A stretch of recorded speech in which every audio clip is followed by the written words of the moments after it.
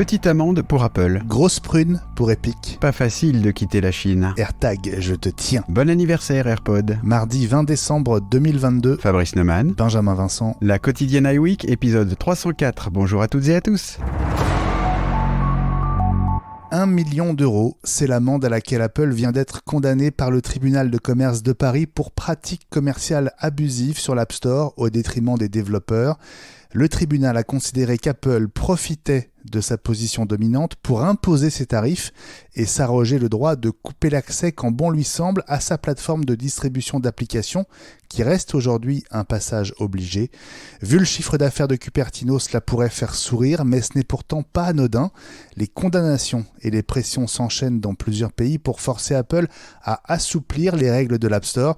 Et on sait que le Digital Markets Act, la législation européenne sur les marchés numériques qui entre en vigueur en mai 2023, risque d'obliger Apple, Fabrice, à revoir de fond en comble ses pratiques. On voit bien qu'il s'y prépare quand même. De toute façon, Apple a toujours dit que, heureusement en plus, qu'il suivrait toujours toutes les lois des pays dans lesquels ils sont présents, c'est-à-dire partout.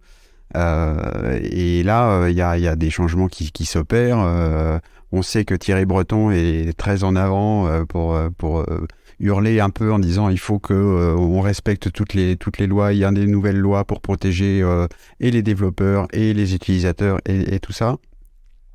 Donc oui, le 1 million, c'est pas beaucoup, mais le fait d'être condamné, c'est quand même vraiment important. Et je pense que c'est effectivement pas anodin. On va voir ce qui se passe. On sait aussi que Apple, ils vont faire des changements, mais en rechignant autant qu'ils peuvent, en y allant à reculons, en faisant le minimum. D'ailleurs, Apple, en réaction de ça, a bien noté que parmi ce qu'on reprochait, ce qui leur avait été reproché, c'était notamment la commission de 30% sur tout ce qui se vend sur l'App Store et 15% au bout d'un an pour les abonnements. Et là, ça n'a pas été retenu, donc ils ont bien fait remarquer, vous voyez, finalement, ce qu'on demande comme pourcentage, c'est pas trop élevé. Mais bon, tout ça est très très compliqué. C'est pas uniquement le prix, c'est vraiment cette position de pouvoir tout décider à tout moment. Voilà, ça devrait mener à l'ouverture vers soit d'autres App Store, soit la possibilité d'installer des applications sur un iPhone sans passer par l'App Store, justement. Ça va être intéressant à voir. Il va se passer des choses dans les mois et les années qui viennent. De son côté, Epic Games vient aussi d'être condamné, cette fois par la FTC américaine, à une amende de plus d'1,5 milliard de dollars pour ne pas avoir suffisamment protégé les mineurs qui jouent à Fortnite, notamment en laissant activer par défaut la fonction de chat vocal pour tous les joueurs sans vérification d'âge. Résultat, des enfants et des adolescents auraient, selon la FTC, reçu des menaces et se seraient fait harceler pendant le jeu. Toujours selon la FTC, Epic aurait également fait pression de manière inappropriée sur des joueurs pour les pousser à faire des achats dans le jeu, en bloquant ensuite les comptes de ceux qui demandaient des remboursements. Alors Fabrice, tout ça n'a rien à voir avec Apple, sauf que l'on sait qu'Epic reproche depuis des années à Apple, et de manière parfois violente, ses propres pratiques commerciales. Est-ce que c'est pas un peu l'arroseur arrosé ? Un peu quand même, et c'est pas la première fois. Le patron d'Epic, Sweeney, dit toujours pique-pendre et est très prompt à hurler un peu en disant qu'Apple c'est des gros méchants. Là, ce qui se passe dans Fortnite, je suis toujours étonné en fait de l'appât du gain. C'est-à-dire que c'est un jeu qui a un succès énorme, qui réussit à vendre des choses en ligne qui sont pas forcément nécessaires au jeu, mais on sait que c'est pour, par exemple, habiller son personnage ou lui donner des mouvements de danse, des choses comme ça. Et rien qu'en vendant ça suffit pour faire des milliards de dollars. Et comment ça se fait qu'on se sente quand même obligé d'appuyer encore un peu plus, d'essayer d'en faire encore plus au bout de combien de milliards on est content? C'est vraiment une question qui semble totalement insoluble. En tout cas, alors là, pour le coup, c'est une somme qui n'est pas anodine, qui va pas faire du bien à Epic, et notamment dans ses relations avec Apple, et aussi en termes d'image. C'est quand même pas bon, quand on... avoir l'appât du gain, c'est une chose, mais quand on s'attaque aux mineurs, c'est pire. Donc dans les deux cas, d'ailleurs, on ne sait pas s'ils vont faire appel ou non, mais voilà. Donc encore des procès à non plus finir sur des pratiques de vente en ligne. C'est assez triste quand même. On savait déjà qu'Apple aurait besoin de plusieurs années pour tenter de réduire sa dépendance vis-à-vis de la Chine, et les obstacles semblent se multiplier. Même si certains iPhones sont déjà fabriqués au Brésil ou au Vietnam par exemple, l'immense majorité sort encore des fameuses usines Foxconn de Shenzhou, et les plans d'Apple pour ouvrir des usines en Inde pourraient bien prendre du retard avant même d'avoir commencé. Un article de Bloomberg Businessweek raconte en effet que l'organisation politique du pays, qui est très protectrice des propriétaires locaux, pourrait bien rendre très difficile l'acquisition des terrains nécessaires pour ensuite construire les usines. Autrement dit, Fabrice, ce n'est peut-être pas demain que l'on va voir des millions d'iPhones sortir du sous-continent. Oui, ça ne fait que confirmer le nombre d'années qui sera nécessaire pour toutes ces entreprises, Apple et les autres, de se sortir du joug dans lequel elles se sont mises de la production en Chine. Ça s'improvise pas, en fait, tout bêtement. Des usines comme ça coûte des milliards de dollars. Il faut trouver non seulement des endroits pour les construire, mais aussi des gens pour les faire tourner. On sait qu'un des arguments d'Apple et les autres, c'est de dire que dans les autres pays, il n'y a pas suffisamment de gens qui ont les compétences pour fabriquer 70 millions d'iPhones par mois ou par trimestre, je ne me rappelle plus déjà. Le nombre est tellement hallucinant. Donc voilà, tout ça a été mis au jour, vraiment ressorti pendant la pandémie, parce que la dépendance à la Chine a bloqué tout un tas de livraisons, et pas seulement des iPhones comme on sait.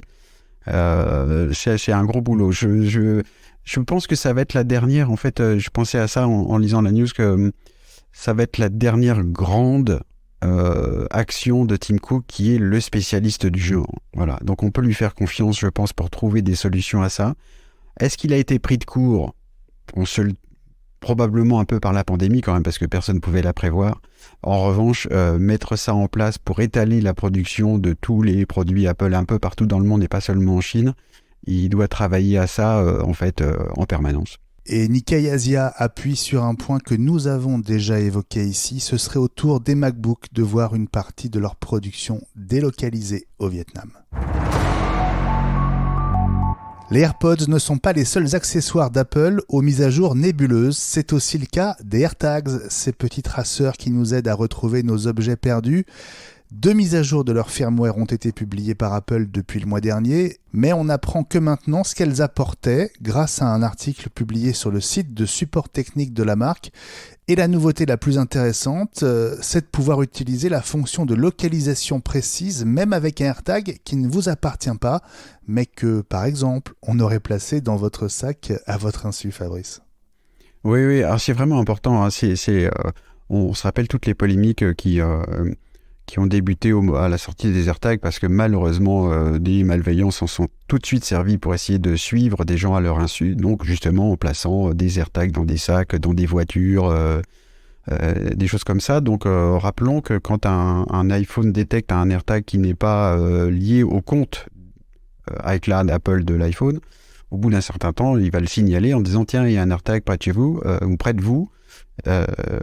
Et on peut le trouver. Donc maintenant, pour les iPhones qui sont munis de la puce UWB, Ultra Wideband, qui permet de faire une localisation ultra précise à quelques centimètres près, ça permettra aussi de trouver les AirTags qui ne sont pas à soi, pour éviter ce genre d'histoire et d'être surveillé par quelqu'un à son insu. C'est vraiment important. Voilà, on voit que Apple travaille vraiment à essayer de résoudre ces problématiques d'espionnage. Heureusement, c'est tellement important. Et puisqu'on évoquait les AirPods, Fabrice, hier, 19 décembre, marquait le 6e anniversaire de la disponibilité de la première version des écouteurs vraiment sans fil d'Apple. Annonce en septembre 2016, pendant la keynote de présentation de l'iPhone 7, souvenez-vous, le premier des iPhones à ne plus proposer de prise casque mini jack. Est-ce que tu as tout de suite adopté les AirPods, Fabrice ? Alors j'utilisais déjà des écouteurs sans fil parce que j'en avais marre de me prendre le fil des AirPods partout dans les poignées de porte. Ça me les arrachait des oreilles, ça me faisait hurler. Donc avoir quelque chose sans fil, ça m'intéressait bien. Et oui, j'ai été séduit par les AirPods tout de suite. J'ai trouvé que c'était... en les essayant, c'était très léger, ça se faisait oublier, le son était plutôt d'une bonne qualité, donc je les ai adoptés tout de suite. Pour la petite histoire, j'en suis à ma deuxième paire, donc maintenant j'ai des AirPods Pro, eh bien, je regrette encore ma première version d'AirPod, en fait. Je trouvais que ils étaient plus légers, la tige un peu plus longue leur permettait de les attraper plus facilement. Moi, j'aimais bien ça. Donc, j'hésite encore. Les AirPods Pro que j'ai, ils sont très bien, ils fonctionnent bien. Je trouve qu'ils tiennent moins bien dans mes oreilles. La fonction anti-bruit, c'est bien, mais je m'en sers pas si souvent que ça. Donc, quand il sera temps de les remplacer, je pense que je vais hésiter. Ça, c'était pour la petite histoire. Mais voilà, en tout cas, moi, le fait qu'il y ait plus de prise casque, moi, ça m'a pas gêné, malgré, on sait un peu la polémique et tout ça, puis ça en gêne certains encore aujourd'hui. Et toi? Finalement, non. Je me suis très bien habitué au sans-fil. La quotidienne iWeek. Reviens demain.